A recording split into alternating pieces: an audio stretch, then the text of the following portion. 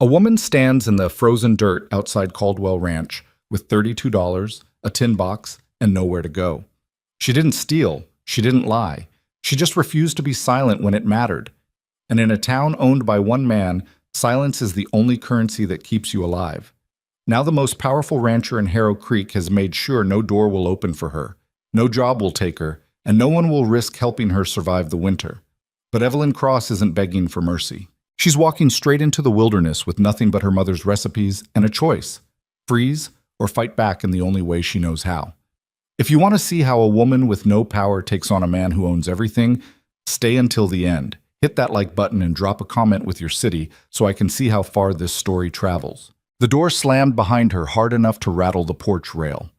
Evelyn Cross stood in the yard with her wool coat pulled tight and a canvas bag at her feet. Her breath came out in clouds. The sky over Harrow Creek was the color of old iron, low and mean, the kind of sky that promised snow before nightfall. She didn't look back at the ranch house. She kept her eyes on the horizon and her hands steady at her sides. Behind her, Victor Caldwell's voice carried across the cold air like a whip crack. Let this be a lesson to anyone else who thinks they can run their mouth under my roof. She heard boots on the porch, heard the creak of the rail as someone leaned against it. She didn't turn around. You walk off this property, Evelyn. You don't come back. Not for work. Not for charity. Not ever. She picked up her bag. It wasn't heavy. Everything she owned in the world fit inside: 2 dresses, a shawl, a pair of worn gloves, and a dented tin box with a latch that didn't quite close. She slung the strap over her shoulder and started walking. You hear me? She heard him fine. She just didn't care anymore. The gate stood open at the end of the long dirt drive. She walked through it without hesitation, boots crunching on frozen ground, and kept going until the ranch disappeared behind the trees. Only then did she let out a breath that shook. Her hands were trembling now. Not from fear, from rage. She stopped at the edge of the road and looked back one time. The ranch sat on the hill like a monument to everything she'd lost. 5 years of her life spent in that kitchen, 5 years of feeding ranch hands and keeping the house running, while Victor Caldwell grew richer off the backs of people who couldn't say no. She'd been good at her job. Better than good. She'd turned that kitchen into something efficient and respected, and he'd thrown her out like trash the moment she opened her mouth about something that mattered. She turned away and kept walking. The road into town was empty. Most people were inside by now, getting ready for the cold snap everyone said was coming. Evelyn pulled her coat tighter and tucked her chin into the collar. The wind bit at her face. Her fingers were already starting to go numb. She had $32 in her pocket. That was it. No family. No friends close enough to risk Caldwell's anger. No plan beyond making it to town and figuring out her next move before the snow hit. The first house she passed had smoke coming out of the chimney. She thought about knocking. Thought about asking if they needed help with anything: cooking, cleaning, mending. Anything to get a roof over her head for the night. She didn't knock. Word would get back to Caldwell by morning, and whoever helped her would pay for it. That's how it worked in Harrow Creek. Victor Caldwell didn't just own land. He owned debts. He owned favors. He owned enough of the town that crossing him meant losing your livelihood, your credit, maybe even your home. Evelyn kept walking. By the time she reached the edge of town, the light was starting to fade. The main street was quiet. A few people moved between the general store and the boarding house, heads down, collars up. No one looked at her. No one waved. She stopped in front of the boarding house and stared at the sign. Rooms available. Meals included. She had enough money to last maybe 2 weeks if she was careful. Maybe 3 if she skipped meals. The door opened and a man stepped out. He glanced at her, then looked away fast. Too fast. She knew that look. He already knew. They all knew. Victor Caldwell had made sure of it. She turned and walked the other direction, toward the row of businesses on the south end of town. There was a dressmaker, a cobbler, a laundry service run by a widow named Mrs. Halford. Evelyn had done business with all of them over the years, buying fabric and getting boots repaired for the ranch. She thought maybe one of them would hire her, just for a few days, just until she figured out what came next. She tried the dressmaker first. The woman behind the counter looked up when the bell rang, and her face went tight. We're not hiring. I didn't ask yet. Don't need to. Answer's the same. Evelyn stepped closer. I'm good with a needle. I can do alterations, hemming, anything you need. The woman shook her head. I'm sorry, Evelyn. I can't. You can't, or you won't. The woman's jaw tightened. Same thing in this town. Evelyn left without another word. She tried the cobbler next. Same answer. Then the laundry. Mrs. Halford at least had the decency to look ashamed when she turned her away. I wish I could help, she said quietly, but my lease comes from Caldwell's bank. If he pulls it, I understand. I'm sorry. Evelyn nodded and walked out. The sky was darker now. The wind was picking up. She could feel the cold settling into her bones. She walked to the edge of town and kept going. The ravine was a place she'd heard about from one of the ranch hands years ago. A deep cut in the land about 2 miles west of Harrow Creek, hidden by a line of scrub pine and rock outcroppings. He'd said there were caves in the walls, small ones, but dry. Good for shelter if you were stuck out in bad weather. Evelyn found it just as the first snow started to fall. The path down into the ravine was steep and narrow, more of a goat trail than anything meant for people. She had to brace herself against the rocks to keep from slipping, and by the time she reached the bottom, her hands were scraped raw and her coat was covered in dust. The caves were there, just like the ranch hand had said. Small openings in the rock face, barely tall enough to stand in. She picked the one that looked the driest and ducked inside. It smelled like earth and old stone.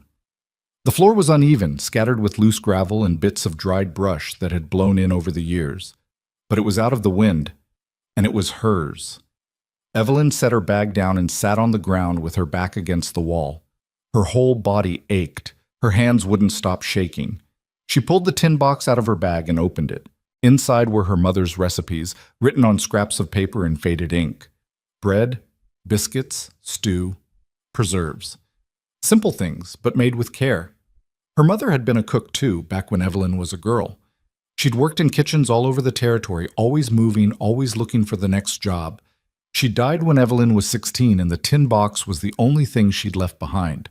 Evelyn ran her fingers over the papers and felt something crack open inside her chest. She wasn't going to cry. She refused. She closed the box and tucked it back into her bag. Then she stood up and looked around the cave. There was work to do. Quote, the first night was the hardest. Evelyn didn't sleep. She sat against the wall with her coat wrapped around her and listened to the wind howl through the ravine. The temperature dropped fast after dark, and even inside the cave she could see her breath. Her fingers went numb. Her feet felt like blocks of ice. She thought about going back to town, thought about knocking on doors until someone let her in. But she knew how that would end. Caldwell would hear about it. He'd make an example out of whoever helped her, and she'd be right back where she started, so she stayed. By the time the sun came up, the snow had stopped. Evelyn stepped out of the cave and looked around. The ravine was quiet, peaceful almost. The snow had covered the rocks and brush in a thin white layer, and the air smelled clean and sharp. She had $32. No job. No friends. No plan. But she had her mother's recipes, and she had her hands. The first thing she did was gather firewood. It took her most of the morning to collect enough dry branches and brush to build a decent fire. She piled it just outside the cave entrance, in a spot sheltered from the wind, and used a flint she'd kept in her bag to get it started. The flames caught slow, but they caught. Evelyn sat by the fire and let the warmth soak into her skin. For the first time in 2 days, she felt something other than cold. The second thing she did was take stock of what she had. Not much. 2 dresses, a shawl, gloves, the tin box, a small knife she used for kitchen work, a tin cup, a length of rope she'd grabbed from the ranch on her way out, and $32. She counted it twice, once to make sure it was real, once to make sure she hadn't lost any. $32 wouldn't last long, not if she had to buy food, not if she had to pay for a room. But if she could find a way to make something, sell something, maybe she could stretch it. She opened the tin box again and pulled out one of her mother's recipes. Bread. Simple. Cheap. Everyone needed bread. Evelyn stared at the paper for a long time. Then she stood up and walked back toward town. The general store was warm and crowded when she stepped inside. People glanced at her, then looked away. She ignored them and walked straight to the counter. The shopkeeper, a man named Thomas Briggs, looked up from his ledger and frowned. Evelyn. Mr. Briggs, what can I do for you? She pulled a coin from her pocket and set it on the counter. I need flour, salt, yeast. He didn't move. You planning to bake? That's right. Where? That's my business. Thomas looked at her for a long moment. Then he sighed and turned to the shelves behind him. He measured out the flour and salt, wrapped them in paper, and set them on the counter. Yeast is extra. I know. He added a small packet to the pile. That'll be $1.20. Evelyn counted out the coins and slid them across the counter. Thomas took them without a word. Then he leaned in and lowered his voice. You know Caldwell's got people talking, right? Saying you stole from him? Evelyn's jaw tightened. I didn't steal anything. I believe you, but that doesn't matter. What matters is what people think. Let them think what they want. Thomas shook his head. You're stubborn, Evelyn. Always have been.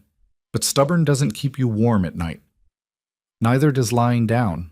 She picked up the supplies and walked out. The clay oven took 3 days to build. Evelyn had never built one before, but she'd watched her mother do it once, years ago, in a camp outside of Silver Ridge. The process was slow and messy. She gathered clay from the edge of a stream that ran through the ravine, mixed it with water and straw, and shaped it into rough bricks. She stacked the bricks in a dome shape just outside the cave, leaving a small opening at the front for the fire. It wasn't pretty, but it worked. The first loaf of bread she baked was dense and uneven, the crust too dark on one side. She tore off a piece and tasted it. Not bad, not great, but edible. She ate half and saved the rest. The second loaf was better. By the end of the week, she had a rhythm. She'd wake before dawn, build up the fire, mix the dough, and let it rise while she gathered more wood or mended her clothes. Then she'd bake. 2 loaves at a time, sometimes 3 if she had enough flour. She didn't sell them. Not yet. She took them into town and left them on doorsteps. No note, no explanation. Just bread, wrapped in cloth, still warm from the oven. At first, people didn't know what to make of it. They'd open their doors and find the loaves sitting there, and they'd look around like they were expecting a trick. But the bread was good, better than good, and people were hungry. The first person to say something was a woman named Clara Finch, a widow who lived above the dry goods store with her 2 kids. Evelyn had left a loaf on her step 3 days in a row, and on the 4th day, Clara was waiting. You're the one leaving the bread? Evelyn stopped at the bottom of the stairs. Just testing recipes. Testing. That's right. Clara folded her arms. You expect me to believe that? Believe what you want. Clara stared at her for a moment, then she smiled. Not big, just a little crack in the wall. It's good bread, Evelyn. Thank you. You need help? Evelyn hesitated. I don't have money to pay anyone. I didn't ask for money. I asked if you need help. Evelyn looked at her, really looked at her. Clara's dress was patched in 3 places. Her hands were rough from work. Her kids were thin. You're risking a lot talking to me. Clara shrugged. I'm risking a lot every day just trying to feed my kids. At least this way I'm doing something that matters. Evelyn didn't know what to say to that, so she nodded. I could use help gathering firewood. Clara smiled again. I'll bring the kids. They're good workers. And cute. Word spread slowly. Not because people talked, because the bread kept showing up. Evelyn didn't keep a list. She didn't announce what she was doing, she just paid attention.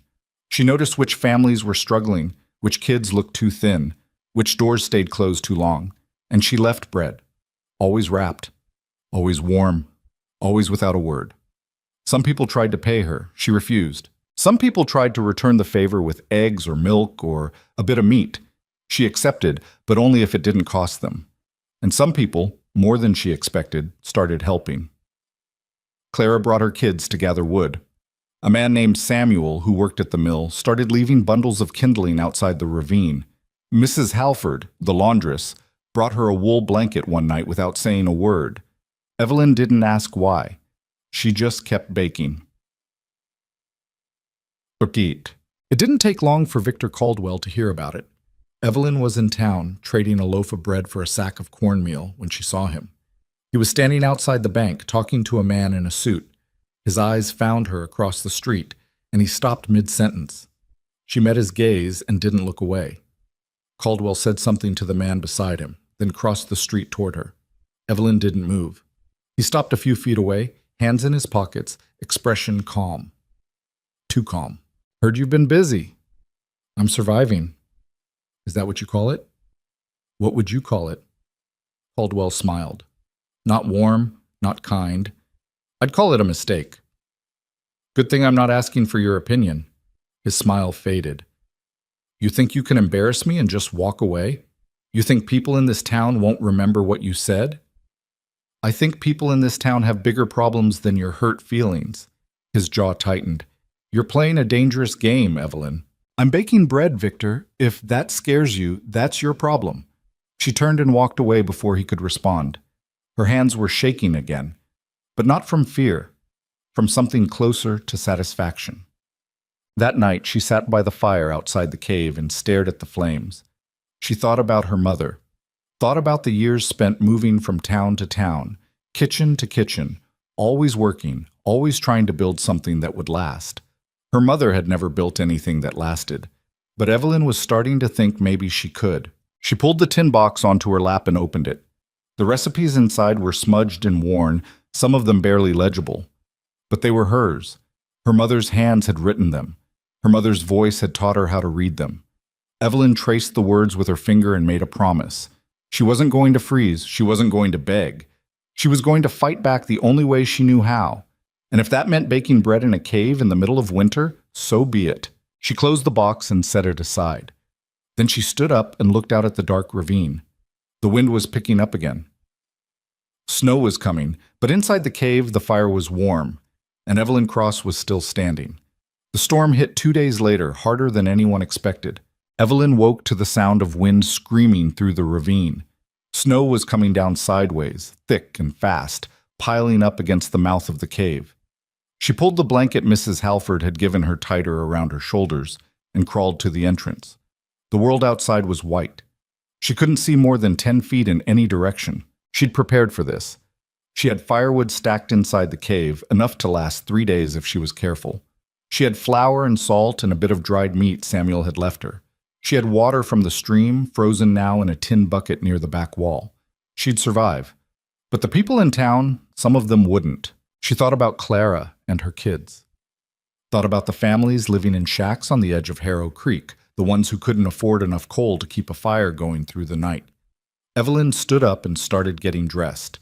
She layered both dresses, pulled on her coat, wrapped the shawl around her head and shoulders. She filled her bag with every loaf of bread she had, 4 of them, baked the day before, and slung it over her shoulder. Then she stepped out into the storm. The cold hit her like a fist. The wind tore at her coat and tried to knock her sideways. She kept her head down and started climbing out of the ravine, using the rocks to pull herself up the trail. By the time she reached the top, her hands were numb, and her face felt like it was on fire. She didn't stop. The walk into town took twice as long as usual. The snow was knee-deep in places, and the wind kept shifting direction, blowing directly into her face no matter which way she turned. She couldn't feel her feet anymore. Her lungs burned with every breath, but she kept moving. The first house she reached was Clara's. Evelyn pounded on the door until it opened.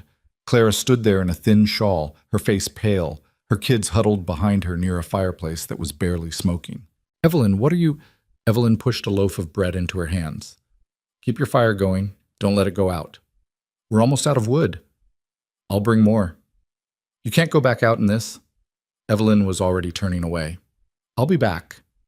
She left 2 more loaves at houses on the south end of town, both of them places where she knew the families were struggling. Then she walked to the mill. Samuel was there, trying to stack lumber in the yard despite the wind. He looked up when he saw her and his eyes went wide. You're insane, he shouted over the storm.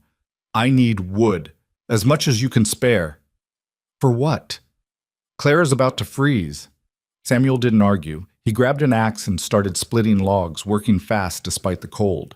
Evelyn helped him load the pieces into a canvas tarp, and together they dragged it through the snow back to Clara's house. The kids' faces lit up when they saw the wood. Clara just stared at Evelyn like she couldn't believe what she was seeing. You didn't have to do this. Yeah, I did. Evelyn left before Clara could say anything else. She made 2 more trips that day. One to deliver bread to a family living in a converted barn on the edge of town. One to bring firewood to an old man who lived alone near the creek. By the time she got back to the ravine, it was almost dark.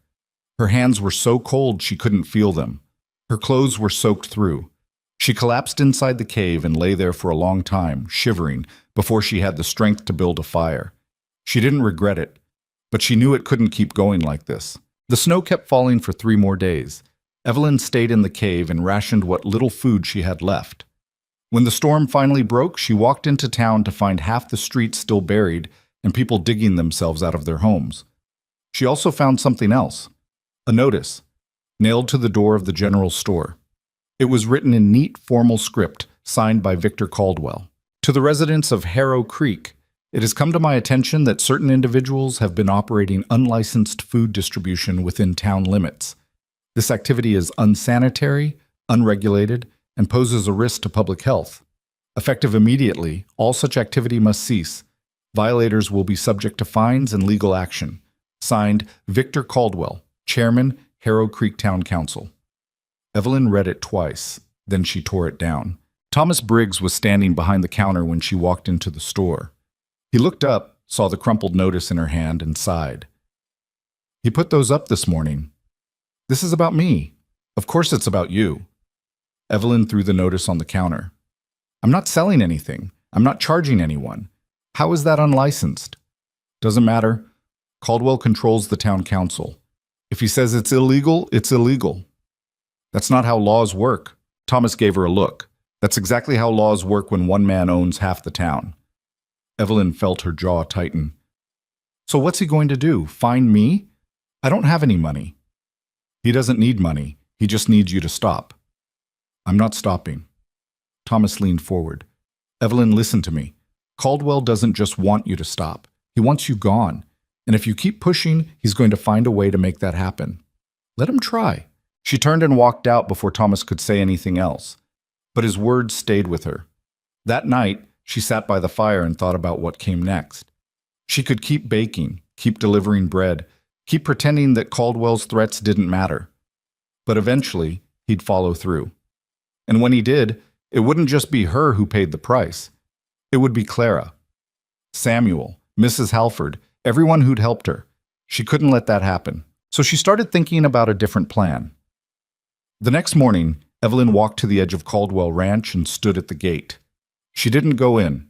She just stood there staring at the house on the hill until one of the ranch hands noticed her and rode over. You're not supposed to be here. I know. Tell Caldwell I want to talk. The ranch hand frowned. He's not going to talk to you. Tell him anyway. The ranch hand hesitated, then turned his horse and rode back toward the house. Evelyn waited. 20 minutes later, Victor Caldwell came walking down the drive. He stopped on the other side of the gate and looked at her with that same calm expression he always wore. You've got some nerve showing up here. I want to make a deal. Caldwell raised an eyebrow. A deal? You leave the people in town alone. Stop putting up notices. Stop threatening them. And I'll leave. You'll leave. That's right. Caldwell smiled. Where exactly do you think you're going to go, Evelyn? You've got no money, no prospects. No one's going to hire you after what you did. I'll figure it out. No, you won't. He stepped closer to the gate. You're going to starve out there in that cave, and when you do, no one's going to remember your name. They're going to remember that you were a thief who got what she deserved. Evelyn's hands clenched into fists. I didn't steal anything. Doesn't matter, I said you did. And in this town, that's the same thing. She stared at him, at the smug certainty in his eyes, at the way he stood there like he owned not just the land, but the truth itself. And something inside her snapped. You know what your problem is, Victor? You think power is the same thing as respect. You think if you control enough people, they'll stop hating you. But they don't. They just get better at hiding it. Caldwell's smile faded. And one day, Evelyn continued, you're going to wake up and realize that all the land and all the money in the world won't change the fact that you're alone. Because no one actually wants to be near you. They just don't have a choice. Caldwell's jaw tightened. Get off my property. I'm not on your property. I'm on the road. Then get off the road. Evelyn didn't move. She held his gaze for another few seconds, just to make sure he knew she wasn't afraid of him. Then she turned and walked away. She could feel him watching her the whole way back to town. That afternoon, Clara showed up at the ravine with her kids. We heard what you did, Evelyn looked up from the fire. What did I do? You went to see Caldwell, tried to make a deal. How do you know that? Samuel saw you. Half the town knows by now. Evelyn sighed. It didn't work. We didn't think it would. Clara sat down on a rock near the fire. Her kids stayed close, watching Evelyn with wide eyes. But it matters that you tried. Does it? Because I'm pretty sure it just made things worse. Clara shook her head. You stood up to him. In public. People saw that. People have been seeing me get thrown around by Caldwell for weeks. It hasn't changed anything. It's changing, Clara said quietly. You just don't see it yet. Evelyn didn't know what to say to that. One of Clara's kids, a boy maybe 8 years old, stepped forward and held out a small cloth bundle. What's this? Evelyn asked.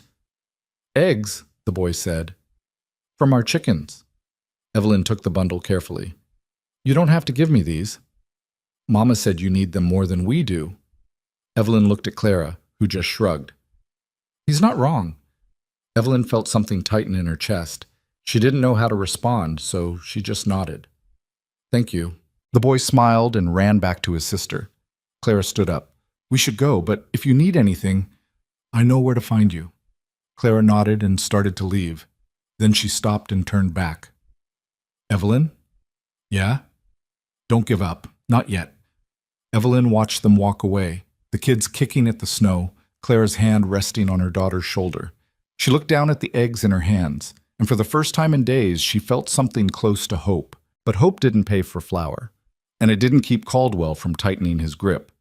Over the next week, things got worse. The general store stopped selling to her. Thomas didn't say it outright, but when she came in with money for flour, he just shook his head. I can't. You sold to me last week. That was last week. What changed? Thomas looked around the empty store, then leaned in close. Caldwell came by.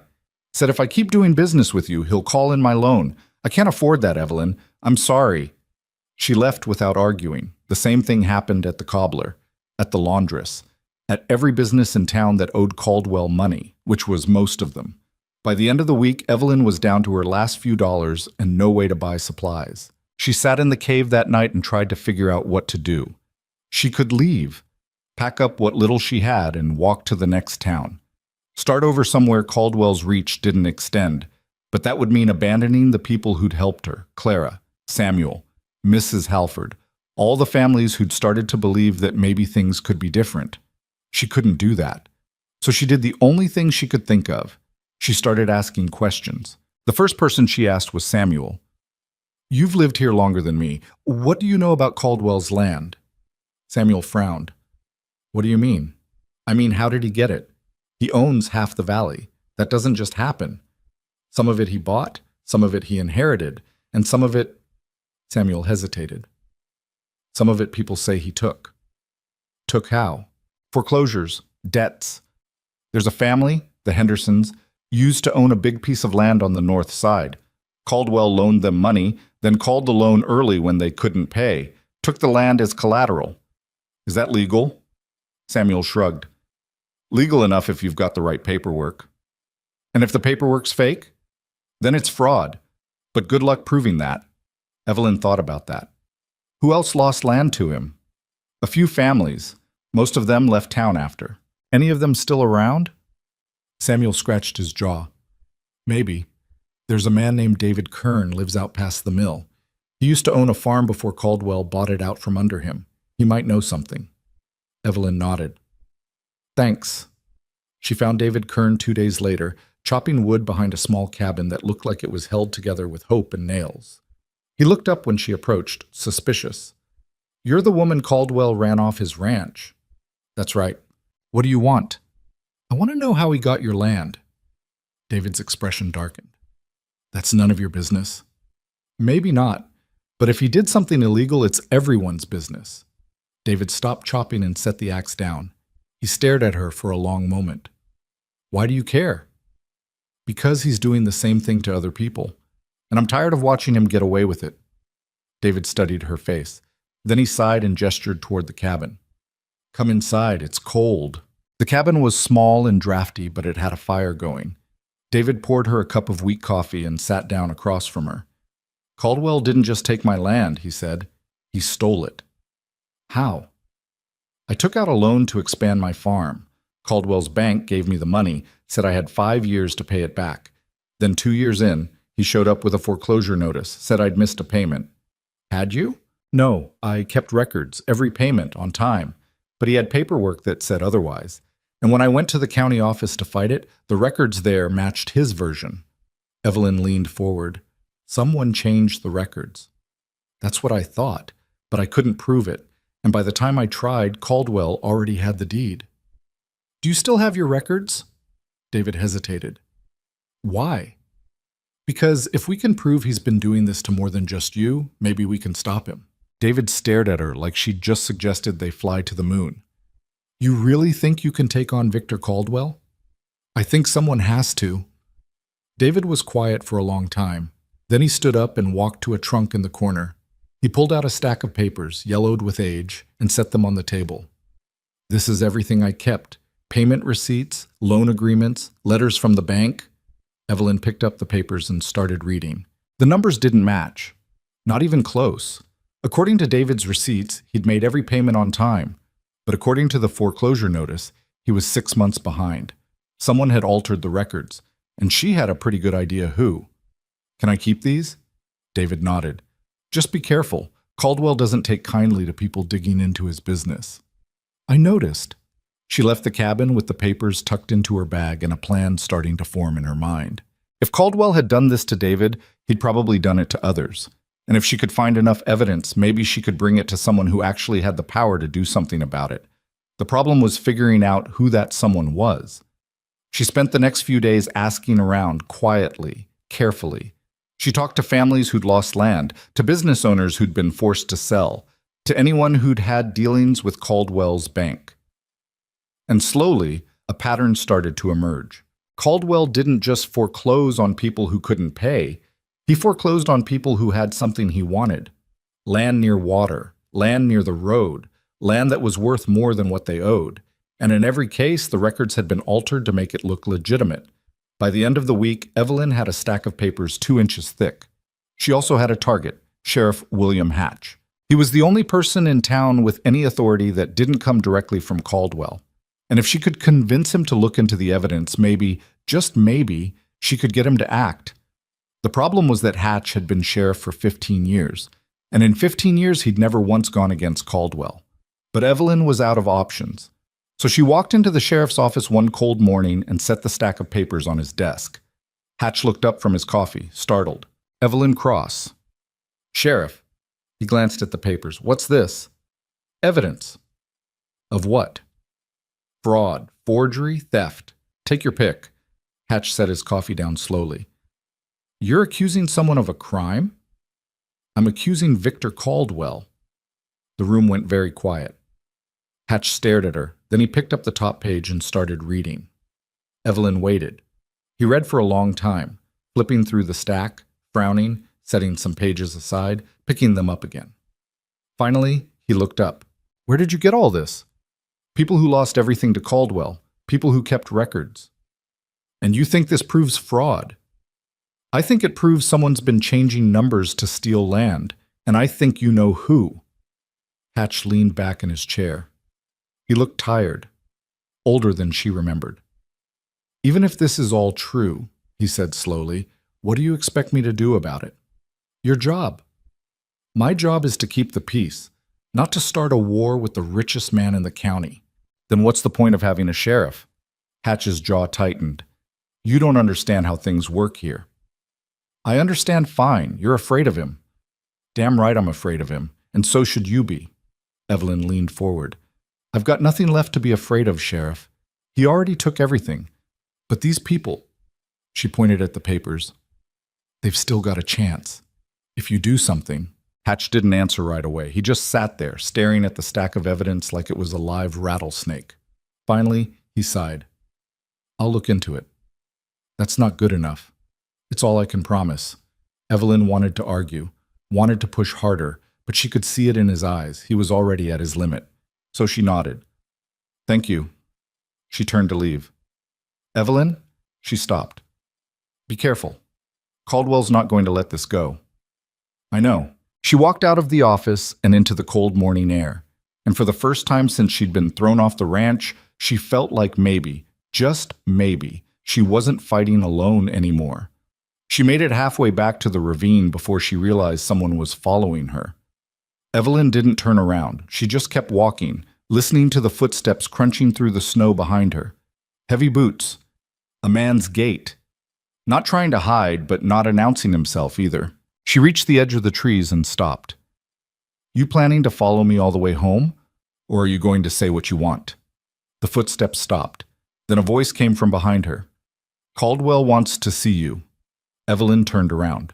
The man standing there was one of Caldwell's ranch hands, a tall guy with a scar across his chin. She'd seen him around town before, usually riding fence or hauling supplies. Tell him I'm busy. He said it wasn't a request, and I'm saying I don't care. The ranch hand shifted his weight. He didn't look comfortable. Look, I'm just delivering the message. You don't come, he's going to send someone else, and they won't be as polite. Evelyn studied his face. He wasn't lying, and he wasn't threatening her, just stating a fact. She sighed. When? Now. Fine, but I'm walking there myself. You can tell him I'm on my way. The ranch hand hesitated, then nodded and turned back toward town. Evelyn watched him go, then started walking in the opposite direction. She wasn't going to Caldwell's ranch, not on his terms, not when he could control the situation. But she also wasn't running. She walked to the church instead. The building sat on the north edge of town, a simple wooden structure with a crooked steeple and windows that rattled in the wind. Evelyn had been inside once, years ago, for a funeral. She remembered it being cold and drafty, the kind of place that felt empty even when it was full. The door was unlocked. She stepped inside and found Reverend Peter Marlowe sweeping the floor near the altar. He looked up when he heard her footsteps and smiled. Evelyn, I wasn't expecting anyone today. I need a place to think. You're welcome to stay as long as you like. She sat down in one of the back pews and stared at the altar. Marlowe went back to sweeping, giving her space. After a few minutes, he spoke. I heard what you've been doing, the bread, the deliveries. Evelyn didn't respond. People are talking about it, Marlowe continued. Some of them think you're foolish, but most of them think you're brave. I'm not brave. I'm just doing what needs to be done. Marlowe stopped sweeping and leaned on the broom. That's what brave is. Evelyn looked at him. He was younger than she expected, maybe 30, with kind eyes and hands that looked like they'd done real work before he became a reverend. Caldwell wants to see me, she said. Marlowe's expression shifted. Are you going? I don't know yet. What do you think he wants? To scare me, to make me stop. Will it work? Evelyn thought about that, about the stack of papers on Sheriff Hatch's desk, about the families who'd lost everything, about Clara and her kids, and the way they'd looked at her when she brought them firewood during the storm. No, she said, it won't work. Marlowe nodded slowly. Then be careful. Men like Caldwell don't handle defiance well. I've noticed. She stood up to leave, but Marlowe stopped her. If you need a place to meet with people, somewhere safe, you can use the church. Evelyn looked at him, surprised. You're offering to help me. I'm offering you a roof and 4 walls. What you do with them is your business. Caldwell won't like it. Caldwell doesn't come to church. Marlowe smiled faintly. I think he's afraid the building might collapse on him. Evelyn felt something close to a laugh bubble up in her chest. She didn't let it out, but it was there. Thank you. Don't thank me yet. I haven't done anything. She left the church and walked back into town, this time with a plan. If Caldwell wanted to see her, fine. She'd see him, but not alone, and not on his terms. She found Clara first, then Samuel, then Mrs. Halford. She told each of them the same thing. Caldwell's going to make a move. I don't know what it is yet, but it's coming. And when it does, we need to be ready. Clara frowned. Ready how? Ready to stand together, ready to make sure everyone sees what he's doing. And if people are too scared to stand with you, then we stand anyway. Samuel crossed his arms. You're talking about going public, making this a fight. It's already a fight. I'm just saying we stop pretending it's not. Mrs. Halford, who'd been quiet up until now, spoke up. What do you need from us? I need you to talk to people, The ones who've been hurt by Caldwell. The ones who've lost land or had their debts called early or got squeezed out of business. I need them to know they're not alone. And then what? Samuel asked. Then we bring it to the territorial hearing. The room went quiet. Clara stared at her. You want to take Caldwell to court. I want to make him answer for what he's done, in front of people who can actually do something about it. That's insane, Samuel said. You know how much power he has? How many people owe him money? I know exactly how much power he has. That's why we need to do this. Mrs. Halford shook her head. Even if we get people to talk, even if we bring evidence, there's no guarantee anyone will listen. You're right, Evelyn said. There's no guarantee, but if we don't try, he wins. And he keeps winning, forever.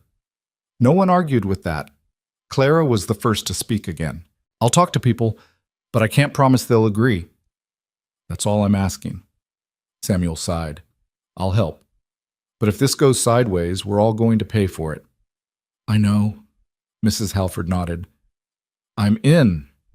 Evelyn felt something settle in her chest. Not relief exactly. More like resolve. Thank you. She left them and walked toward the edge of town, toward the road that led to Caldwell Ranch.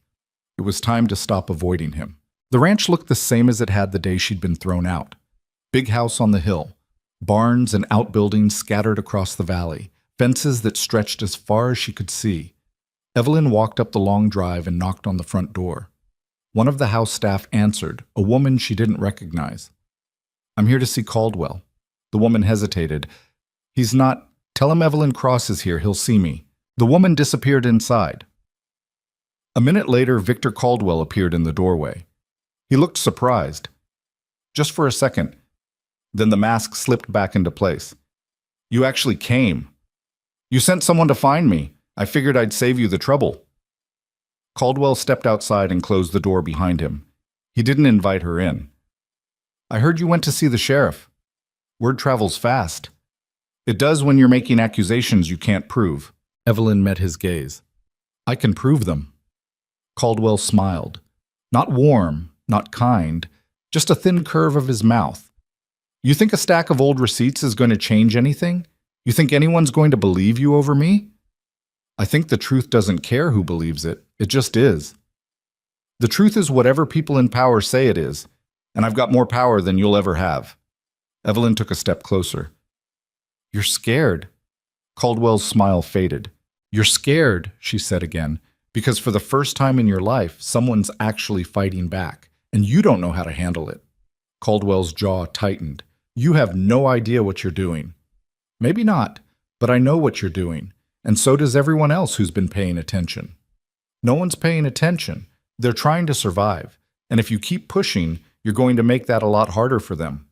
Is that a threat? It's a fact. Caldwell leaned in, his voice dropping. You think I can't make life difficult for Clara, for Samuel, for everyone who's been helping you? One word from me and they lose everything. Evelyn didn't flinch. Then say the word. Do it, and let everyone see exactly who you are. Caldwell stared at her. For a long moment, neither of them moved. Then he stepped back. Get off my property. Gladly. Evelyn turned and walked away. She didn't look back, didn't give him the satisfaction. But she could feel his eyes on her the whole way down the drive. When she got back to the ravine, her hands were shaking again. Not from fear, from anger, from the sheer weight of standing in front of a man who'd taken everything from her and refusing to back down. She sat by the fire and tried to calm herself. Clara showed up an hour later. I talked to 6 families, she said. 4 of them said they'd be willing to speak at the hearing. 2 said they were too scared. 4's a start. Samuel talked to 3 more. All of them agreed. Evelyn looked up. That's 7. Plus David Kern. That's 8 people willing to go on record. Clara sat down next to her. You really think this is going to work? I think it has to. That's not an answer. Evelyn stared into the fire. No, it's not. Clara was quiet for a moment. Then she said, My kids asked about you yesterday. What did they say? They wanted to know if you were going to be okay. Evelyn felt something tighten in her chest. What did you tell them? I told them you were the toughest person I'd ever met. and that if anyone could stand up to Caldwell, it was you. Evelyn didn't know what to say to that. Clara stood up. Get some rest. You're going to need it. She left before Evelyn could respond. Evelyn sat by the fire for a long time after that, thinking about Clara's kids, thinking about all the people in Harrow Creek who were watching to see if standing up to power actually meant anything. She couldn't let them down.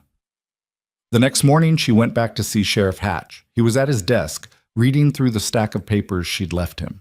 He looked up when she walked in. I've been going through these. And? And you're right, something's off. Evelyn felt a flicker of hope. So you'll bring it to the territorial court? Hatch set the papers down. I can't.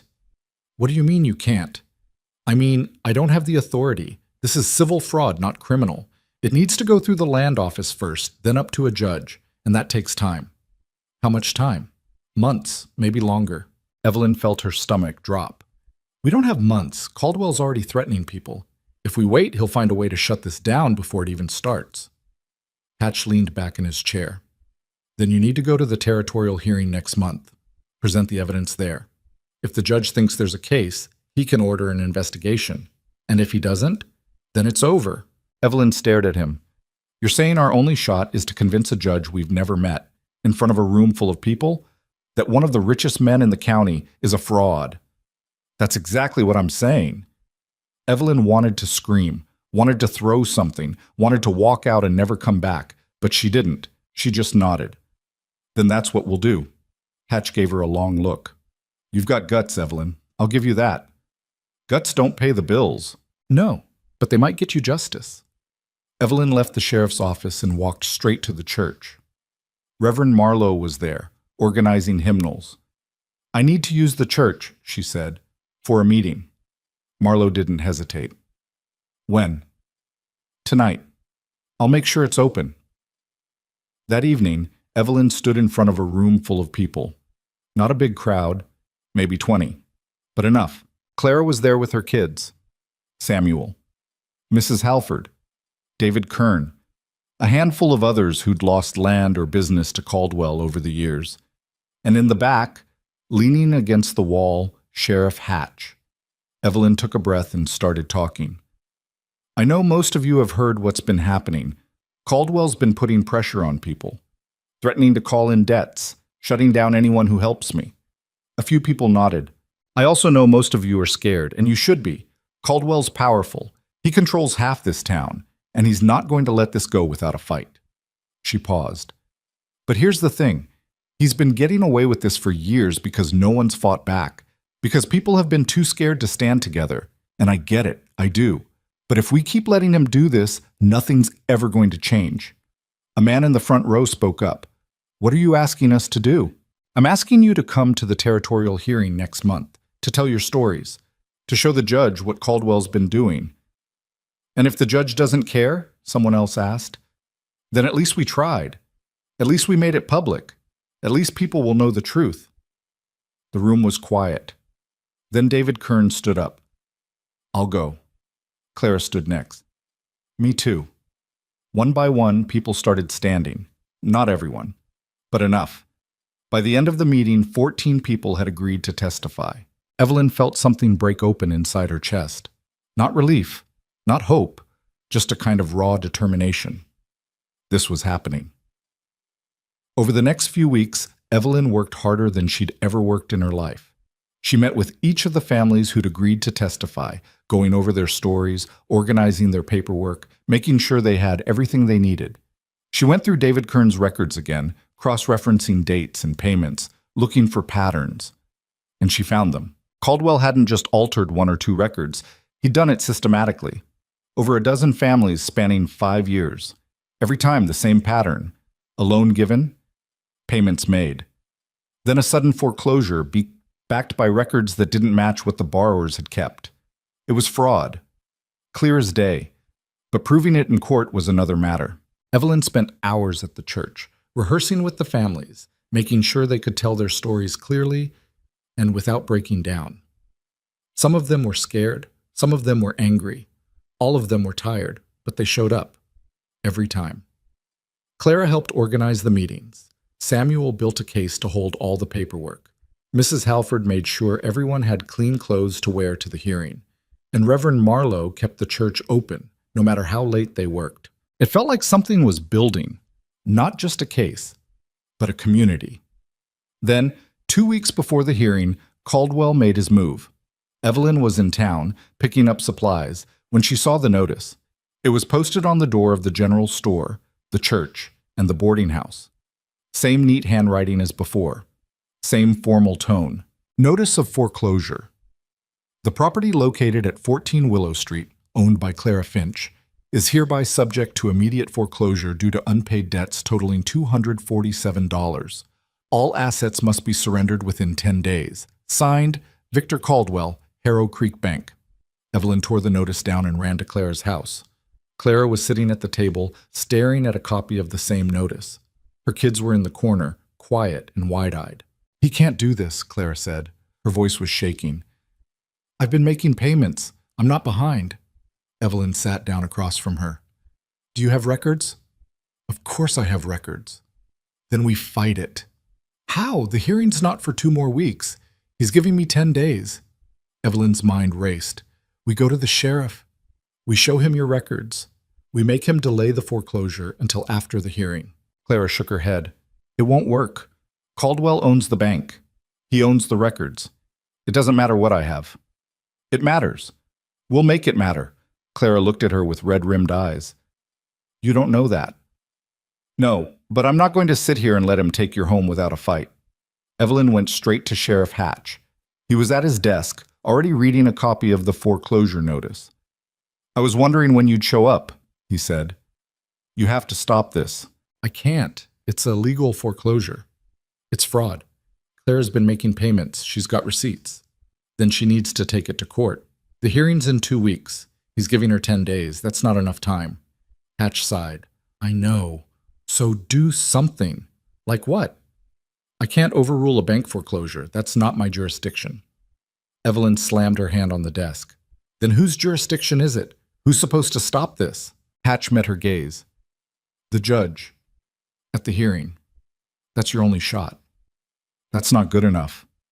It's all we've got." Evelyn left the sheriff's office and went back to Clara's house.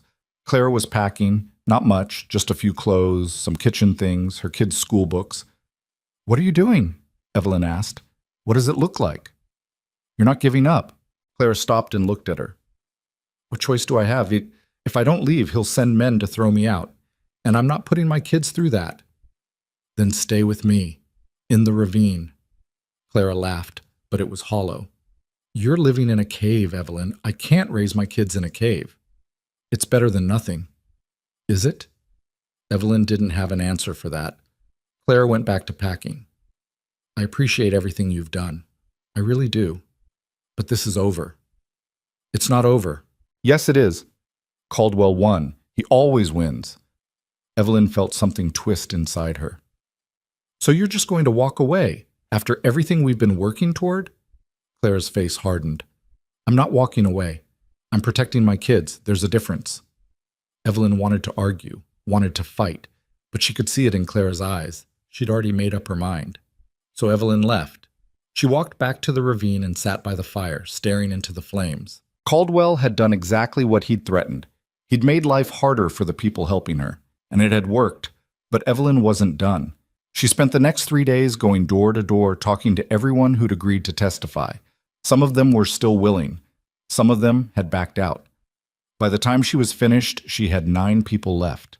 9 people willing to stand up to Victor Caldwell. It wasn't enough, but it was something. The day before the hearing, Evelyn went to see Clara one last time. She was living in a room above the laundry, crowded but dry. Her kids were playing in the corner. "I'm not here to convince you to testify," Evelyn said. Clara looked surprised. "Then why are you here?" "To say thank you for helping me when no one else would." Clara's expression softened. "I didn't do much." "You did more than you think." They stood there for a moment, not saying anything. Then Clara spoke. "I hope you win tomorrow." "Me too." Evelyn left and walked back to the ravine one last time.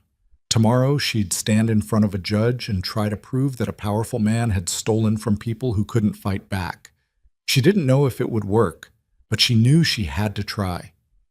The hearing was held in the town hall, a drafty building with high ceilings and rows of wooden benches. By the time Evelyn arrived, the room was already half full. She saw familiar faces in the crowd. Samuel, Mrs. Halford, David Kern, the other families who'd agreed to testify. And in the back, standing near the door, Sheriff Hatch. Victor Caldwell sat in the front row, flanked by two men in suits. His lawyer, probably. He looked calm, confident. Evelyn sat down on the opposite side of the room and waited. The judge, a gray-haired man named Judge Henry Cross, no relation, entered and took a seat behind the bench.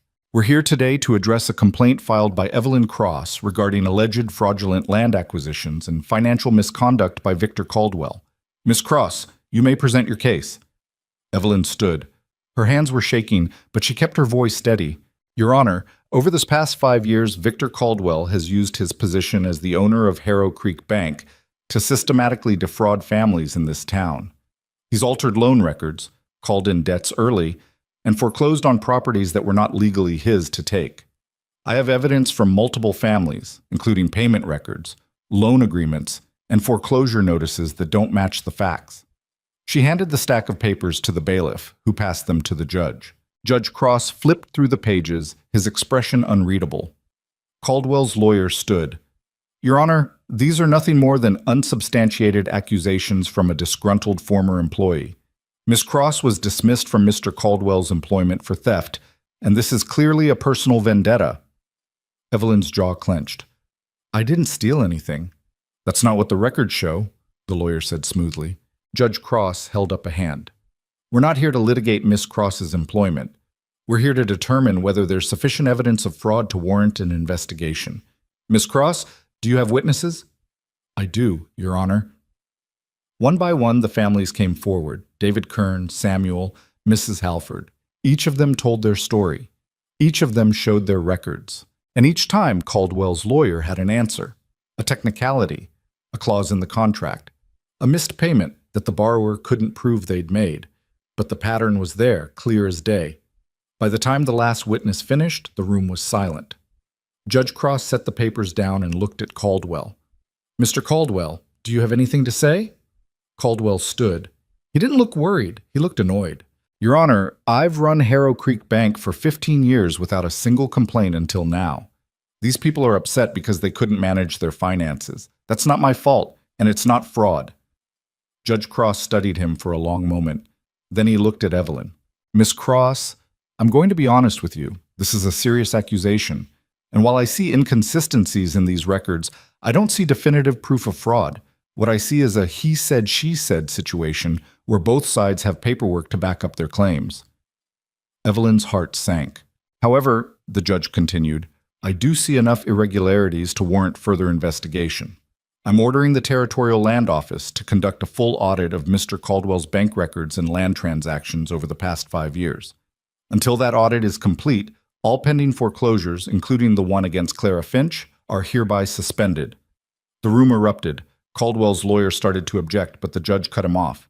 That's my ruling. This hearing is adjourned. Evelyn stood there, barely able to process what had just happened. They hadn't won. Not exactly. But they hadn't lost either. And for the first time in months, that felt like enough. The room stayed loud for a full minute after Judge Cross left the bench. People were talking over each other, some shouting, some laughing. Evelyn stood frozen in place, her mind trying to catch up with what had just happened. Samuel appeared beside her, grinning. You did it. I didn't do anything. The judge just ordered an audit. That's more than anyone's ever gotten out of Caldwell. That's something. Mrs. Halford was there too, her eyes wet. Clara gets to keep her house. For now, Evelyn said. But even as she said it, she felt the weight lift just a little. David Kern clapped her on the shoulder. You stood up to him in front of everyone. That matters. Evelyn looked across the room. Caldwell was still sitting in the front row, his lawyer bent low, whispering urgently in his ear. His face was stone, but his jaw was tight. She could see it from where she stood. He wasn't used to losing, even a little. Sheriff Hatch caught her eye from the back of the room and gave her a small nod. Not approval exactly, more like acknowledgement. Then the crowd started moving toward the doors, and Evelyn got swept along with them. Outside, the air was cold and sharp. People clustered in small groups, still talking, still processing. Evelyn stood off to the side, watching. Clara came out a few minutes later. She walked straight to Evelyn and stopped. For a moment, neither of them said anything. Then Clara pulled her into a hug. "Thank you," she whispered. Evelyn's throat tightened. She didn't trust herself to speak, so she just nodded. When Clara pulled back, her eyes were red. "I'm sorry I gave up." "You didn't give up. You protected your kids. That's different." Clara wiped at her face. "I should have been braver." "You were brave enough." Evelyn squeezed her arm. "Go home. Be with your kids. Celebrate." Clara smiled just a little and walked away. Evelyn stood there for a while longer, watching people leave.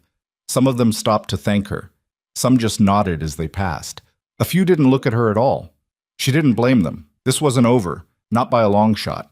By the time Evelyn made it back to the ravine, the sun was setting. She built a fire and sat beside it, staring into the flames. The audit would take time, weeks, maybe months. And in that time, Caldwell would be looking for ways to undermine it, to bury evidence, to discredit anyone who'd spoken against him. She needed to stay ahead of him. The next morning, she went back to town and found Sheriff Hatch in his office. He looked up when she walked in. "You're persistent, I'll give you that. The audit's going to take a while." "It will." "Caldwell's going to use that time to cover his tracks." Hatch leaned back in his chair. "Probably." "So what do we do?" "We?" Hatch raised an eyebrow. "I'm not part of this, Evelyn. I'm just enforcing the judge's order." "You could be part of it. You could make sure Caldwell doesn't tamper with the records." "That's not my job." "Then whose job is it?" Hatch sighed. "The land office. They're the ones conducting the audit. And if they don't find anything?" "Then they don't find anything." Evelyn felt frustration rising in her chest. "You know he's guilty. You've seen the evidence." "What I know and what I can prove are two different things." "That's a coward's answer." Hatch's expression hardened. "Watch yourself." "Or what?" "You'll throw me out too." Evelyn leaned forward. "I'm tired of people in this town knowing the truth and doing nothing about it. You want to sit here and pretend your hands are tied? Fine. But don't act like you're helping." She turned and walked out before he could respond. Her hands were shaking again. She was tired of being angry, tired of fighting, tired of standing alone. But she wasn't going to stop. Over the next few days, Evelyn kept her head down and focused on what she could control. She kept baking, kept delivering bread, kept showing up. Word of the hearing had spread through town, and people's attitudes started to shift. Not dramatically, not all at once, but little by little.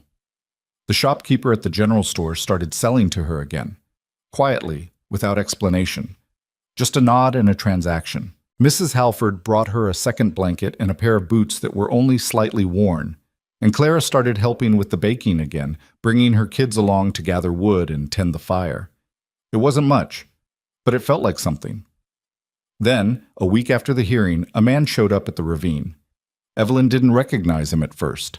He was dressed in a suit, clean-shaven, with a leather satchel slung over one shoulder. Not the kind of person who usually wandered into a ravine. "Evelyn Cross?" She stood up from the fire. "Who's asking?"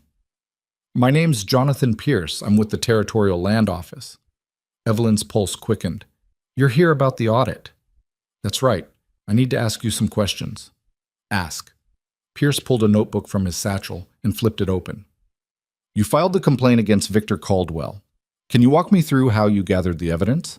Evelyn spent the next hour going over everything. The families she'd talked to, the records they'd kept, the patterns she'd found in Caldwell's foreclosures. Pierce took notes the entire time, his face impassive. When she finished, he closed the notebook and looked at her. "This is good work. Thorough. Does that mean you believe me?" "It means I'm going to follow the evidence wherever it leads." "And if it leads to Caldwell?" Pierce didn't answer right away. "If the evidence supports fraud, I'll recommend charges. But I need access to the bank's records, and that's going to take time." "How much time?" "A few weeks, maybe more." Evelyn felt her stomach tighten. "He's going to destroy the records. You know that, right?" "Not if I get to them first." Pierce stood up and slung his satchel over his shoulder. "I'll be in touch." He left without another word. Evelyn sat back down by the fire and tried to convince herself that this was progress. But it didn't feel like progress. It felt like waiting. 2 days later, Caldwell made his next move. Evelyn was in town when she saw the crowd gathered outside the bank. She pushed through to the front and saw a notice posted on the door. Effective immediately, Harrow Creek Bank will be temporarily closed for internal review. All loan payments should be sent directly to the territorial office in Silver Ridge. Signed, Victor Caldwell. Evelyn stared at the notice, her mind racing. He was shutting down the bank, moving the records, making it harder for Pierce to access them. She turned and ran to the sheriff's office. Hatch was already reading a copy of the notice when she burst in. "He's hiding the evidence," she said. "I can see that. You have to stop him." "I can't. He's within his rights to close the bank." "This isn't about rights. This is about him covering his tracks." Hatch set the notice down. "I know." "Then do something." "Like what? Break into the bank and seize the records? That's not legal." Evelyn wanted to scream. "So he just gets away with it." "I didn't say that." Hatch stood up and walked to the window. "Pierce is already on his way here. He's got a court order to access the bank's records before they're moved. If Caldwell tries to interfere, that's obstruction, and that's something I can arrest him for." Evelyn felt a small flicker of hope. "When's Pierce getting here?" "Tomorrow morning." "And if Caldwell moves the records before then?" "Then we've got bigger problems." Evelyn left the sheriff's office and went straight to the bank. The doors were locked, but she could see movement inside. Men in suits carrying boxes, loading them into a wagon parked in the alley behind the building. She walked around to the alley and stopped in front of the wagon. One of the men looked up. "This area is restricted." "I'm just watching." "Well, watch from somewhere else." Evelyn didn't move. The man sighed and went back to loading boxes. She stood there for over an hour, counting every box that went into the wagon. 14 in total. When the last one was loaded, the men climbed onto the wagon and drove off. Evelyn followed them. She kept her distance, staying far enough back that they wouldn't notice her, but close enough to see where they were going. The wagon didn't head toward Silver Ridge. It headed north toward Caldwell Ranch. Evelyn's stomach dropped. He wasn't sending the records to the territorial office. He was hiding them. She waited until the wagon disappeared over the hill, then turned and ran back to town. Sheriff Hatch was locking up his office when she found him. "Caldwell's moving the records to his ranch, right now." Hatch stopped. "How do you know?" "I followed the wagon." "You followed it?" "Yes." Hatch stared at her. "You're telling me you tracked a wagon full of bank records across open country, alone, in the middle of winter?" "I'm telling you Caldwell's hiding evidence, and if Pierce doesn't get to it before it disappears, this whole thing falls apart." Hatch was quiet for a moment. Then he unlocked his office and walked back inside. "Wait here." He came back a few minutes later with a rifle and a coat. "What are you doing?" Evelyn asked. "My job." They rode out to Caldwell Ranch together, Hatch on horseback and Evelyn walking beside him. By the time they arrived, it was almost dark. The wagon was parked outside one of the barns, still loaded with boxes. Hatch dismounted and walked up to the main house. He knocked on the door. Caldwell answered, looking irritated. "Sheriff, what can I do for you?" "I need to see the records you moved from the bank." Caldwell's expression didn't change. "Those records are private property." "Not anymore.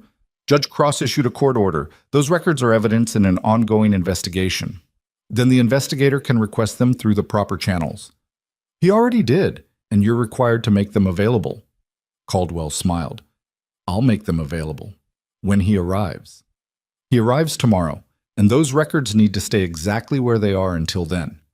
"They're on my property, Sheriff. You don't have the authority to tell me what to do with them." Hatch's jaw tightened. "If those records disappear before Pierce gets here, I'll arrest you for obstruction." "On what grounds?" "On the grounds that a judge ordered you to preserve evidence, and you're actively trying to hide it." Caldwell stared at him for a long moment. Then he stepped back and closed the door. Hatch turned to Evelyn. "He's going to move them tonight. So what do we do?" "We wait." They set up camp at the edge of the property, just out of sight of the main house. Hatch built a small fire and sat down with his rifle across his knees. Evelyn sat across from him, her coat pulled tight. "You didn't have to do this," she said. "Yeah, I did." "Why?" "You said you couldn't get involved." Hatch poked at the fire with a stick. "I've been sheriff here for 15 years. And for 15 years, I've watched Caldwell do whatever he wanted because no one had the guts to stop him, including me. You're stopping him now. I'm doing what I should have done a long time ago." They sat in silence for a while. Then Evelyn asked, "Do you think this is going to work? The audit, the investigation, all of it?" Hatch didn't answer right away. "I think it's got a better chance than anything else we've tried." "That's not very reassuring." "No, but it's honest." Around midnight, they heard the sound of horses. Hatch stood up and motioned for Evelyn to stay quiet. They moved closer to the barn, keeping to the shadows.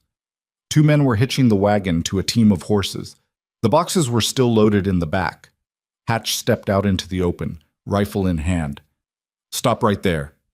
The men froze. One of them raised his hands. "We're just moving the wagon, Sheriff." "Where to?" "Mr. Caldwell's orders." "Mr. Caldwell doesn't get to give orders when it comes to evidence in a court case. Unhitch those horses and step away from the wagon." The men looked at each other, uncertain. Then the barn door opened and Victor Caldwell stepped out. "Sheriff Hatch, I thought we had an understanding." "We do. You don't move those records. These are my records, on my property. You don't have the right to stop me." Hatch raised the rifle. "I've got a court order that says otherwise." Caldwell's expression darkened. "You're making a mistake." "Maybe, but I'm making it anyway." Caldwell stared at him for a long moment. Then he turned to the 2 men. "Leave it." The men unhitched the horses and walked back toward the house. Caldwell didn't move. He just stood there looking at Hatch. "This doesn't change anything," he said quietly. "We'll see." Caldwell turned and walked away. Hatch lowered the rifle and let out a breath. Evelyn stepped out from the shadows. "You think he'll try again?" "Probably, but not tonight." They stayed by the wagon until morning, taking turns keeping watch. When the sun came up, Jonathan Pierce arrived with 2 deputies from the territorial office. He looked at the wagon, then at Hatch. "You've been here all night?" "Someone had to make sure these didn't disappear." Pierce nodded. "I appreciate that." He spent the next 6 hours going through the boxes, cross-referencing records, making notes. Evelyn stayed nearby, watching.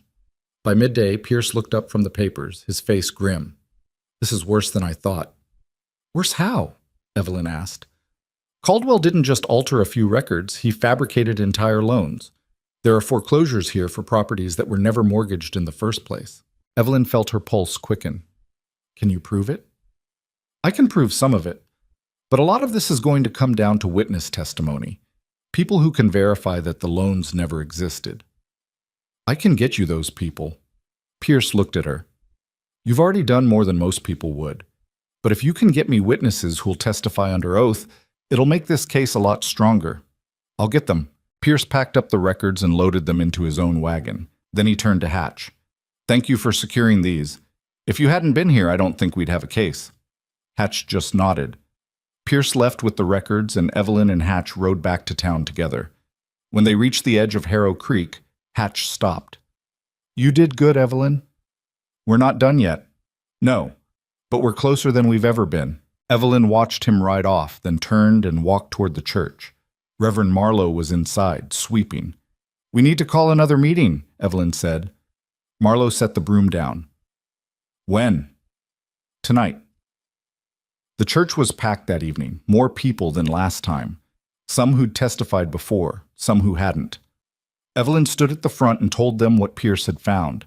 She told them about the fabricated loans, the forged records, the extent of Caldwell's fraud, and then she asked them to testify.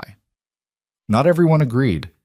Some were still too scared, some didn't think it would matter, but by the end of the night, she had 18 people willing to go on record, 18 people ready to stand up and tell the truth.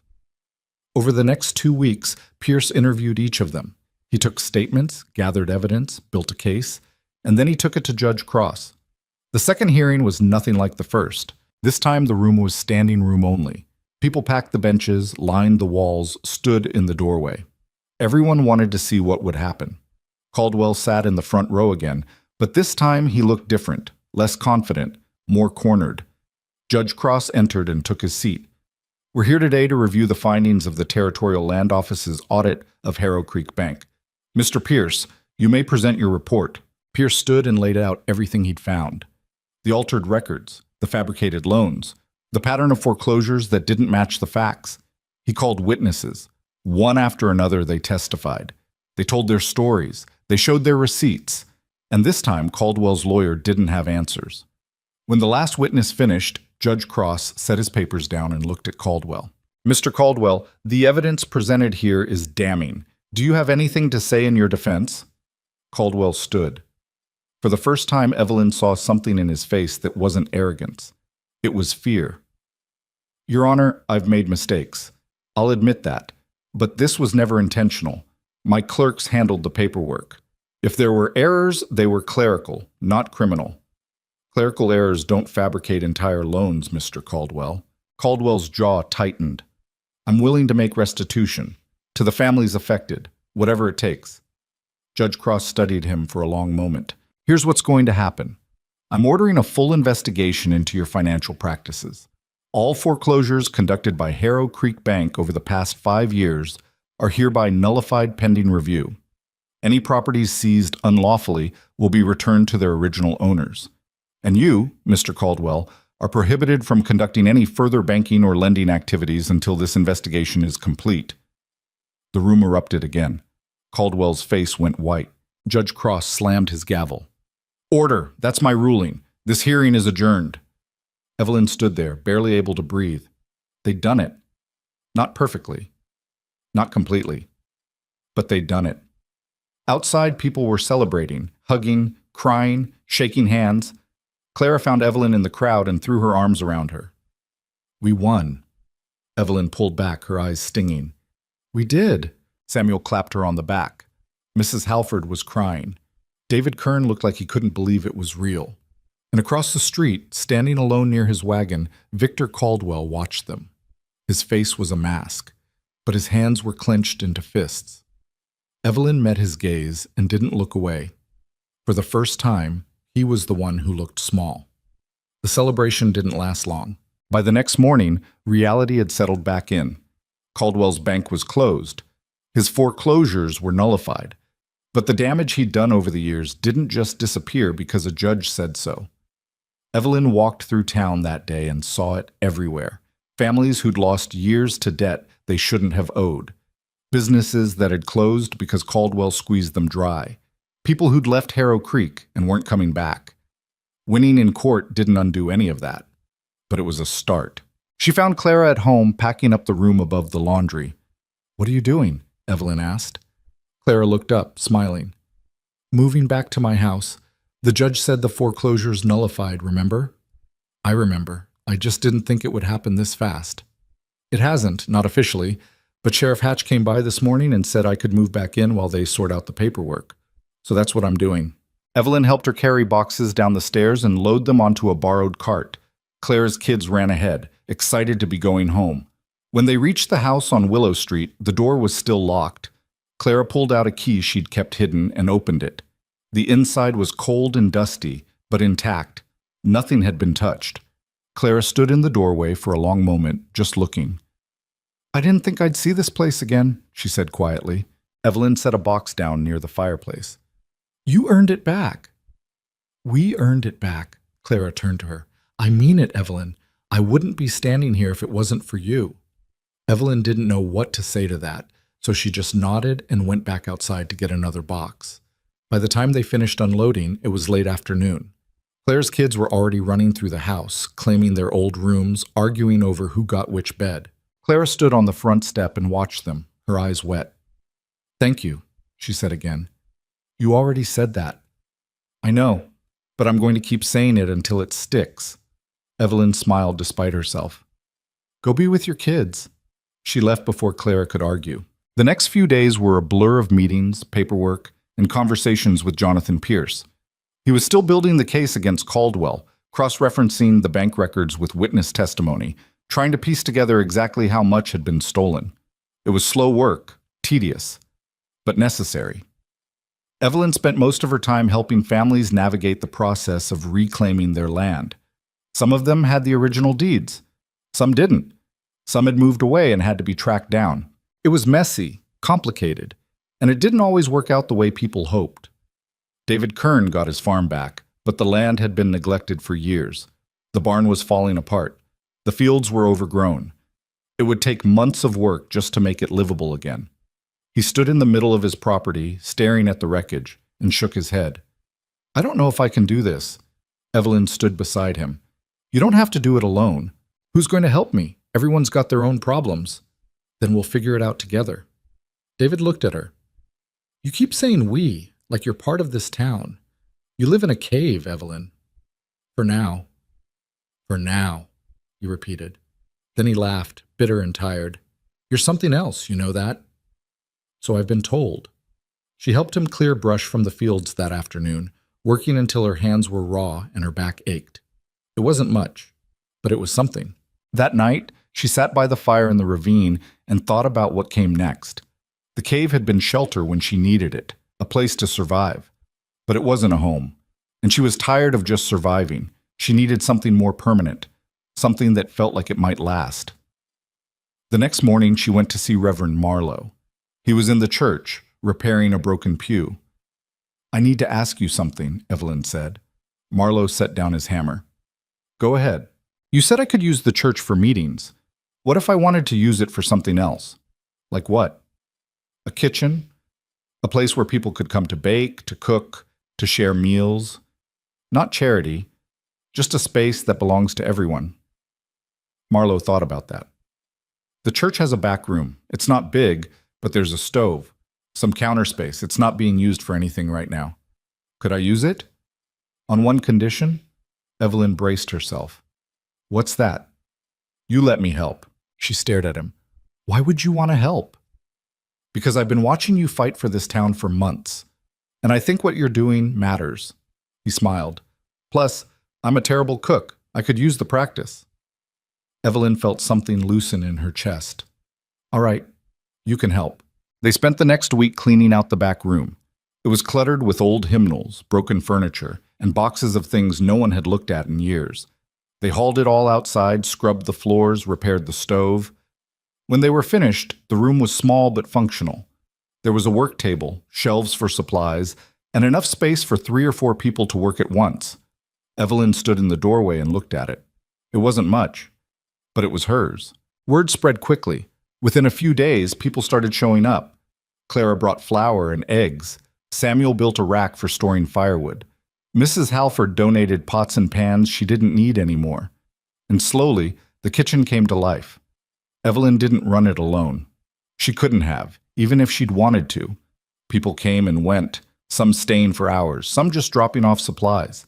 It became a rhythm, a routine, something that felt less like charity and more like cooperation. One afternoon, a woman named Margaret showed up with a basket of apples. I heard you're doing something here, she said. Evelyn looked up from the dough she was kneading. We're baking, that's all. Can I help? You know how to make pie? Margaret smiled. My mother's recipe. Then yes, you can help. Margaret stayed all afternoon working side by side with Evelyn and Clara, rolling out crusts and slicing apples. By the time the sun went down, they had 6 pies cooling on the counter. What are you going to do with all these? Margaret asked. Evelyn shrugged. Give them away. Sell them. I don't know yet. You should sell them. People would pay for something this good. Maybe. But the idea stayed with her. The next week, she set up a small stand outside the church. Nothing fancy, just a table with a cloth over it and a sign that said, Fresh Bread and Pies.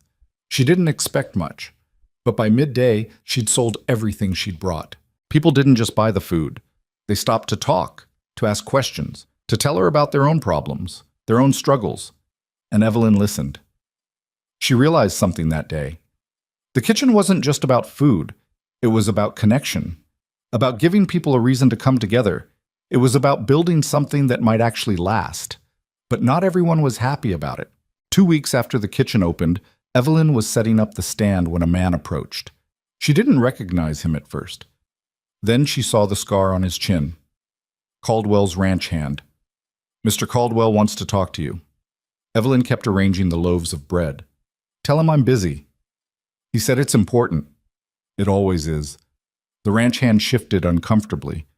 He's not doing well, Miss Cross. I think you should hear him out. Evelyn looked up at that. Not doing well how? Just come see for yourself. She hesitated. Then she sighed and followed him. They walked to the edge of town to a small house Evelyn had never noticed before. It was plain, unremarkable, the kind of place you'd walk past without thinking twice. The ranch hand knocked on the door and stepped aside. Victor Caldwell answered. He looked different, thinner, older. His clothes were clean but worn, and there was a tiredness in his eyes that hadn't been there before. "Evelyn," he said quietly, "what do you want, Victor?" "To talk.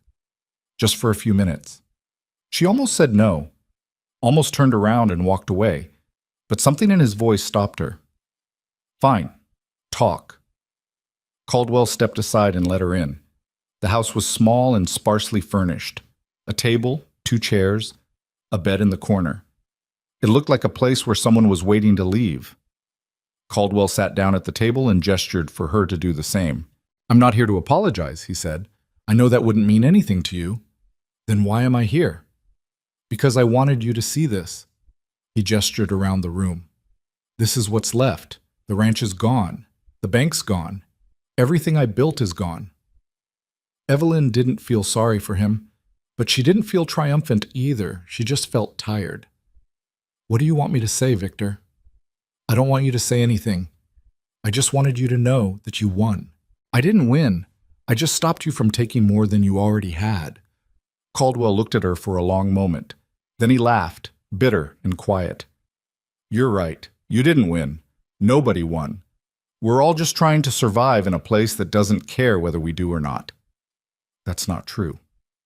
"Isn't it? Look around, Evelyn. This town's barely holding on. Half the businesses are closed. People are leaving. You think stopping me changed any of that? I think it gave people a chance to decide their own futures. That's more than they had before." Caldwell shook his head. "You're naive." "Maybe. But at least I'm not sitting in an empty house feeling sorry for myself." She stood up to leave. "Evelyn?" She stopped. "For what it's worth," Caldwell said quietly, "you were right. About me. About all of it." Evelyn looked back at him. He wasn't asking for forgiveness. He wasn't even asking for understanding. He was just stating a fact. "I know," she said. And then she left. She didn't tell anyone about the conversation. It didn't feel worth repeating, but it stayed with her. Over the next few months, the kitchen grew. More people started helping. Margaret became a regular, teaching others how to make pies. Samuel built additional shelves. Claire started organizing a weekly meal where anyone in town could come and eat for free. It wasn't perfect. There were arguments about how to run things, about who should have a say, about whether they should charge money or keep everything free. But they worked through it, together. And slowly, Harrow Creek started to change. Not because Caldwell was gone, but because people had stopped waiting for someone else to fix things. They were fixing things themselves. David Kern got his farm up and running with help from neighbors who'd been in the same position. The general store started stocking more goods now that people had money to spend. New families moved in, drawn by stories of cheap land and a town that was rebuilding. It wasn't a miracle. It was just work. Hard, messy, imperfect work. But it was theirs. One evening, Evelyn was cleaning up the kitchen when Reverend Marlowe came in. "You've done something remarkable here," he said. Evelyn wiped down the counter. "I didn't do it alone." "No, but you started it." She didn't respond to that. She didn't know how. Marlowe leaned against the doorway. "I've been thinking about what you said, about the church being a place for everyone. I think you were right." "About what?" "About it needing to be more than just a building where people show up once a week. It should be a place where people actually help each other, where they build something together." Evelyn looked at him. "You planning to turn the whole church into a kitchen?" Marlowe smiled. "Maybe not the whole thing, but I think we can do more. Expand the space, add more ovens, make it a real community center. That's going to take money. Then we'll raise it, together." Evelyn felt something unfamiliar stir in her chest, something that felt almost like hope. "All right," she said, "let's do it." Over the next year, they did exactly that. The expansion took longer than anyone expected. There were delays, setbacks, arguments about how to allocate funds. But piece by piece, the space came together. They added 2 more ovens, built a larger workspace, created a dining area where people could sit and share meals. And the kitchen became more than just a place to bake bread. It became a place where people came to solve problems, to talk through disputes, to figure out how to survive the hard seasons. It became the heart of Harrow Creek. Evelyn moved out of the ravine and into a small room above the church. It wasn't much, just a bed, a chair, and a window that looked out over the town. But it was warm, and it was hers. She still baked every morning, still delivered bread to families who needed it. But now she had help, a whole network of people who shared the work, who believed in what they were building. Clara's kids grew up running through the church, learning to knead dough and tend fires. Samuel built a smokehouse out back where they could preserve meat. Mrs. Halford started teaching sewing classes in the afternoons. The town wasn't perfect. There were still people struggling, still debts that couldn't be paid, still winters that were too harsh and summers that were too dry. But there was also something new, a sense that they didn't have to face it alone. 2 years after the hearing, Jonathan Pierce came back to Harrow Creek. Evelyn was in the kitchen when he arrived, her hands covered in flour. "Mr. Pierce, I wasn't expecting you." He smiled. "I wanted to see how things were going and to give you an update." "On Caldwell?" "On the investigation." They sat down at one of the tables and Pierce pulled out a folder. The territorial court finished reviewing all the cases. Out of 43 foreclosures conducted by Caldwell's bank, 38 were found to be fraudulent. The families affected have been compensated where possible, and their properties have been returned. Evelyn felt her throat tighten. "What about the other 5? "Those were legitimate. The borrowers actually were in default." She nodded. It wasn't a perfect outcome, but it was more than she'd thought possible. "What happened to Caldwell?" Pierce's expression darkened. "He's been barred from operating any financial institution in the territory. He's also facing civil suits from multiple families. He won't be in a position to hurt anyone again." "Is he still in Harrow Creek?" "No, he left about 6 months ago. No one knows where he went." Evelyn thought about the last time she'd seen him, sitting in that empty house, looking like a man who'd lost everything. She didn't feel sorry for him, but she didn't feel victorious either. She just felt like it was over. "Thank you," she said, "for everything you did." Pierce shook his head. "You're the one who did it. I just followed the evidence. You gathered it." He stood up and shook her hand. "Good luck, Miss Cross. I have a feeling you won't need it." After he left, Evelyn sat in the empty kitchen and let herself feel it. All of it. The exhaustion, the relief, the weight of everything that had happened. She'd started with nothing. $32 and a tin box full of recipes. And now she was sitting in a kitchen that fed half the town, surrounded by people who trusted her, who believed in what they were building together. It wasn't the life she'd imagined, but it was the life she'd earned. That evening, she walked to the ravine one last time. The cave was still there, cold and empty. The clay oven had crumbled. The fire pit was full of old ash. She stood at the entrance and looked inside. This was where she'd survived, where she'd figured out who she was when everything else had been stripped away. But she wasn't that person anymore. She'd become someone who didn't just survive, someone who built, who fought, who refused to accept that the world had to stay broken just because it always had been. She picked up a stone from the ground and placed it at the entrance to the cave. A marker, a memory. Then she turned and walked back toward town. The lights were on in the church. She could see people moving inside, preparing for the evening meal. Clara was probably there, laughing with her kids. Samuel would be fixing something that didn't need fixing. Mrs. Halford would be setting tables. Evelyn walked through the door and into the warmth. "There you are," Clara said. "We were wondering when you'd show up." "I'm here." "Good. Because we've got 30 people coming tonight, and Margaret's pie crust keeps falling apart." Evelyn smiled. "I'll take a look." She rolled up her sleeves and got to work. "Because that's what you did. You showed up. You helped. You built something worth keeping. Not because it was easy, not because it was perfect, but because it mattered. The frontier had a way of breaking people. Evelyn had learned that the hard way. It took everything you had and demanded more. It didn't care if you were strong or weak, rich or poor. It just kept pushing until you either gave up or found a way to push back. But here's what the frontier didn't teach you. You didn't have to push back alone. For years, Evelyn had watched people in Harrow Creek accept the way things were because they thought they didn't have a choice. One man controlled the money, the land, the future. And everyone else just tried to survive under the weight of that control.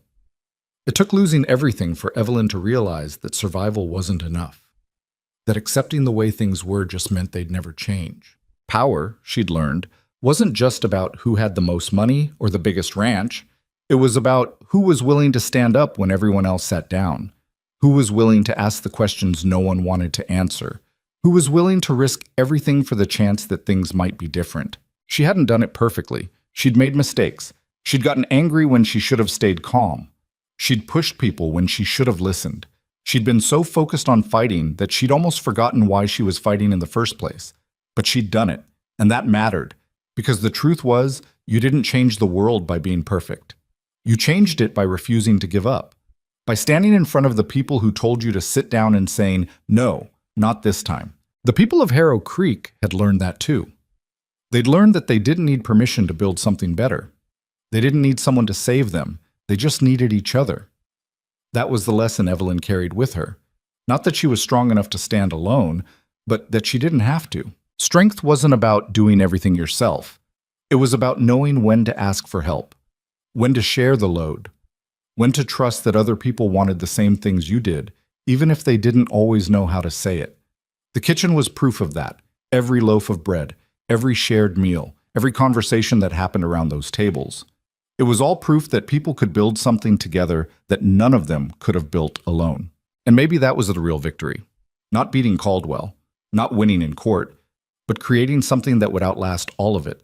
Something that would still be there long after Evelyn was gone. That night, after everyone had left and the kitchen was clean, Evelyn sat alone at one of the tables. She pulled out her mother's tin box and opened it. The recipes inside were more worn than ever, some of them barely legible.